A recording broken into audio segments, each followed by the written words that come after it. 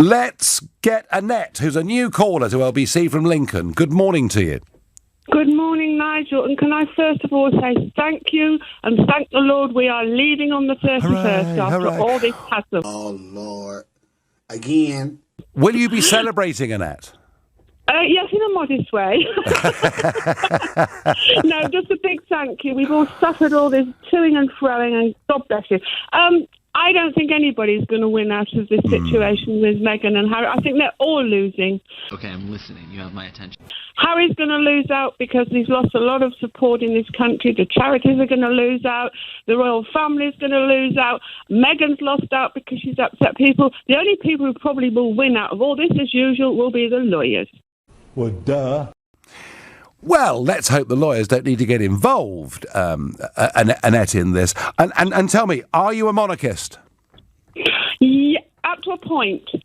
I would like to see the Queen stay here and look after us, but I think there's too many hangers on. It does need slimming down, but I don't think this is the right way that they've gone about it. It's just been slimmed down, and overnight, the most popular young royal that there's been in recent history is gone. And have you noticed his demeanour has changed? He used to be a happy, smiling young man. Maybe it's the pressure, I don't know. But everybody loved him. But he always looks miserable these days. He's obviously not very happy. But I don't personally think he's going to find happiness leaving this country. Yeah, right. Can I just ask you a question to ask other people? Yeah, Do you think this would have happened if he'd married, this sounds racist, it's not, an English girl in Greenwellies? Good question. Well, it could have been a black English girl in Greenwellies, couldn't it? Equally. Yeah. I'm not going to get the race thing mixed into this at all, because I just don't think that's got anything to do with it. A couple of lunatics on Twitter or whatever, but it's got nothing to do with it. Annette, I suppose some will say that it's history repeating itself. What? Some would say that it's the second American divorcee within 80 years that is wrecking the royal family. Some would say that. I think the fact she's American and divorce has got absolutely nothing to do with it. It's all about people. And Annette, what I would say is this. I thought it was very interesting that at their wedding there was only one member of her family there. You know, maybe she's somebody that falls out with people. I don't know. But if he laid out to her before they got married, this is how the firm works, then I'm afraid, however strong her pulling him may be, I still think that he has actually let the side down a little bit.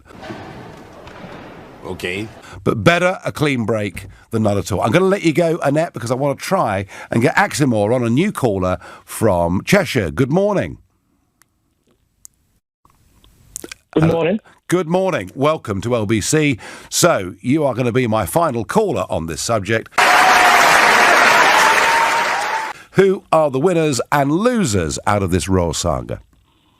Thank you very much, Nigel. This is my first time on the show as well. No, welcome. I think the ultimate losers will be Harry and Meghan Markle, because they're leaving a family.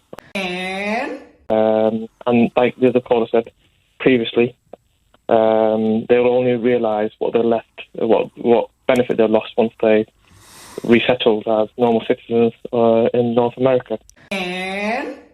But going back to your original question in terms of who's cheaper the family, I do think losing sight that it's actually Prince Andrew, I think, who's had more of a damaging effect on the royal family than Harry and Meghan. So that's my view on that. Well, and I understand the reason for that.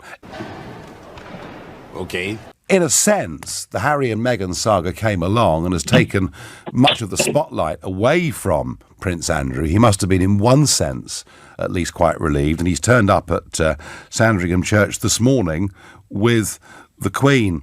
I mean, how much damage does this do to the monarchy overall, do you think?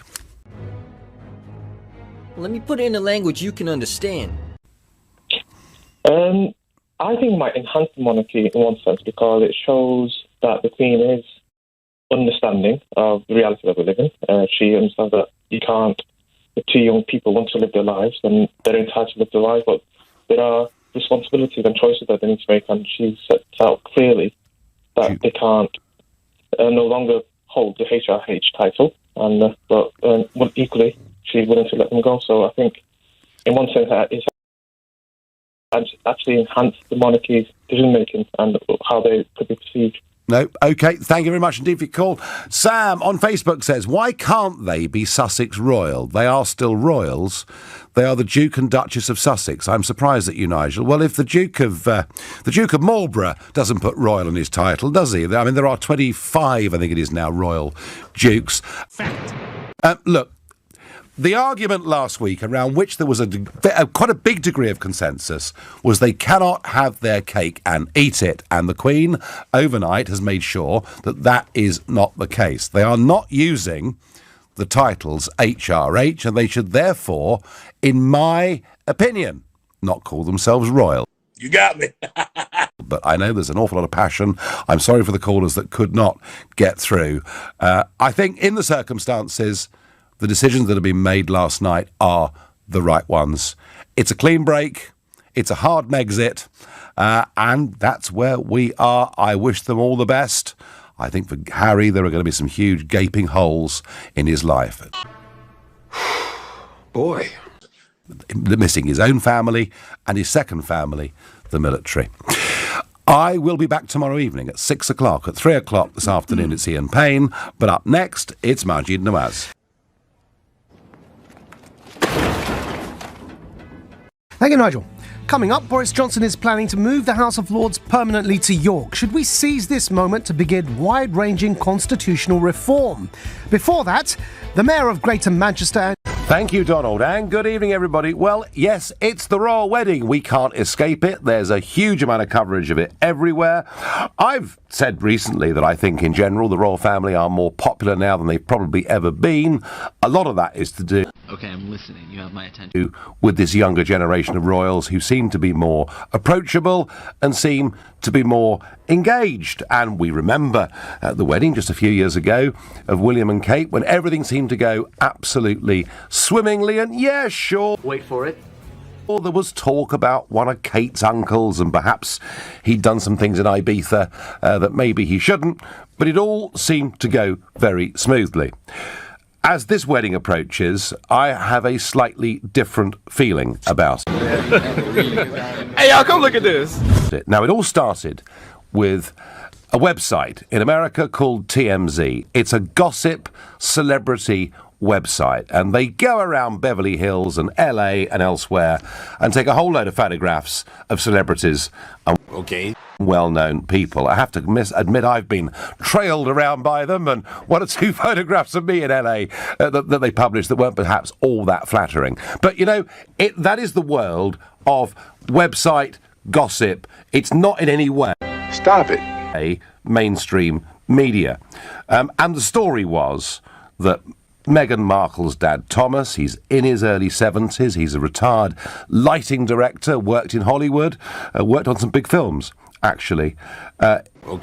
He's not had such a great time in the last few years. His health has not been great. Financially, things have not been good. And he's living in Mexico in, I think it's fair to say, fairly strained circumstances. But he's That doesn't make sense. never been, ever, in the front of anything. He was a tech guy involved in Hollywood.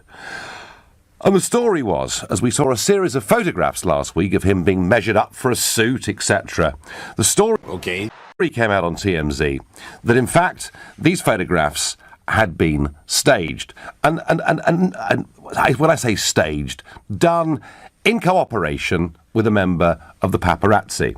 Some people have said money changed hands. We've no idea whether that's true, whether it was a tiny amount or a large amount. But what we do know is that the Mail on Sunday ran this as their front page. Exclusive. Meghan's dad staged photos with the paparazzi. And that, on the front page of Britain's biggest selling Sunday newspaper, suddenly changed the whole game. Within 24 hours, we're getting Meg Dad. Hey, y'all, come look at this. I won't go to the wedding. The next day we get I'll be there. That's quite clever, I suppose. I'll give him credit for that. We get I'm just too ill to walk Meghan down the aisle. And right now we have absolutely no... Wait for it. ...idea whether the father of the bride is going to be there to walk her down the aisle. And I'm asking you, is this obsession that the media have with Meghan Markle's family now... Very good question. ...now tarnishing what should have been a great day this Saturday? And if you think, yep, the tabloids are completely over the top with their coverage and their level of intrusion, then call me on 0345 606 0973. Or maybe you think, no, it's all fair game, these people are in the public domain, then you can text to 84850. Or maybe you think, actually, it isn't really the tabloid newspapers Here it comes.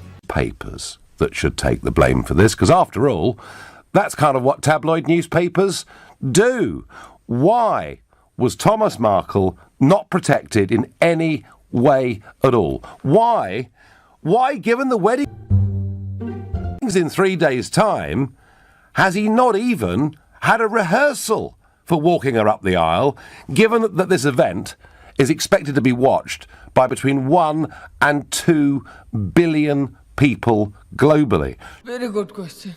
Surely Buckingham Palace, with all their knowledge of the global interest that comes with royal weddings, surely they must have known that at some point there would be investigations into all sorts of aspects of the Markle family, but in particular that they'd be looking at Thomas Markle and indeed at her mother as well. And I have to say, you know, I do think that the tabloids are very intrusive in this country. And often use tactics of surveillance and intrusion that sail pretty close to the wind as far as the law is concerned. And, you know, I've not always been happy with some of the things that they've written or some of the methods Stop it. by which they've gone about getting those stories.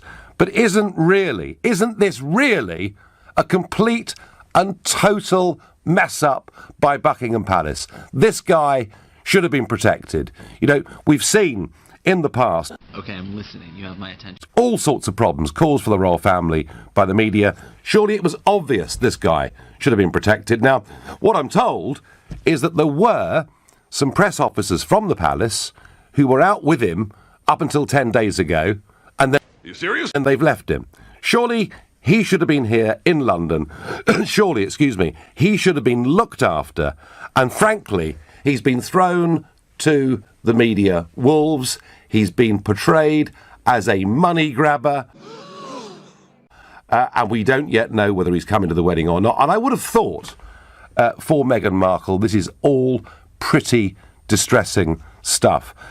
I have to say, I don't think he is a money grabber.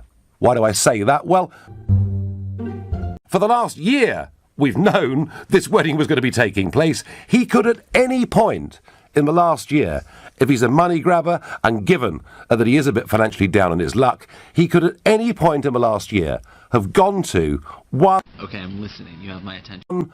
...of the big global media organisations and told his story, the story of the family, the story of Meghan growing up as a girl. He could have done that at any point over the course of the last year, and by doing that, he could have made himself an awful lot of money. And I feel pretty sorry, actually, for the Markle family right at this moment in time, and I feel pretty sorry for Harry and Meghan.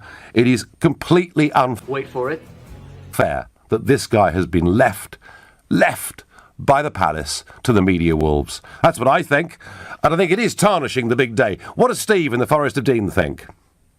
Well, Steve pretty much agrees with you as usual, Nigel. They've left What? that poor bloke, completely unarmed, at the complete mercy of this ludicrous media that we have roaming around us. It's just insane. Yeah. I need someone to help me understand why the prince hasn't even met him at any point.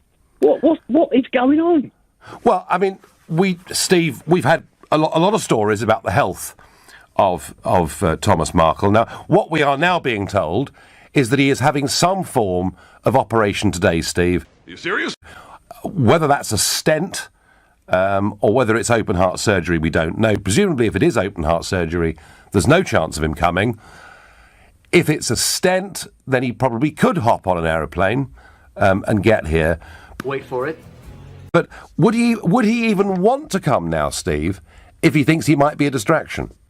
Of course he wouldn't. At the end of the day, he's been left now with absolutely no choice. He can't turn up. He's taken all the thunder of the whole day away already. He is now the media attention, the centre of everything, rather than where it should be, where they were. It's just insane. It's like a deranged press obsession, as we get so often in this country. Yeah. Do you think we're worse at this than other countries around the world? Very good question. I think we've got to be up there with some of the worst, haven't we? I think so. I think so. It's just incredible. As I say, Steve, I'm drawing a distinction between a celebrity website called TMZ and mainstream media, putting this stuff, as with the Mail on Sunday, all over the front pages. Now, they may well argue that this is a matter of public interest, but this guy's not a public figure, is he?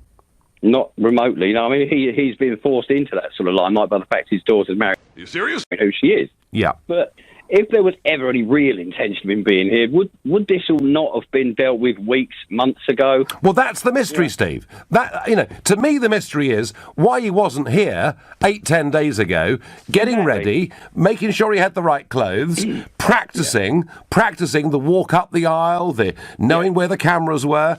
I just find it incredible that he was going to... I think it's been decided some considerable time ago that there was never any intention of him turning up. I can't see it, because this would have all come up weeks ago at the very least. Steve, I think if he was never going to turn up, we would have heard about a heart condition 3 or 4 weeks ago, and therefore it would, on health grounds, have been a non-story. So I'm not sure that I agree, Steve. I think the Palace have dropped the ball here. No, absolutely. Absolutely. I really do. It's crazy. Steve, I thank you. I'm going to Vancouver to speak. Nice. To Nick. And of course, Meghan Markle's programme, Suits, was made in Canada, Nick, wasn't it? Yeah, Toronto though, not Vancouver. Toronto gets the shows that are sort of banking and stuff like that, and we get the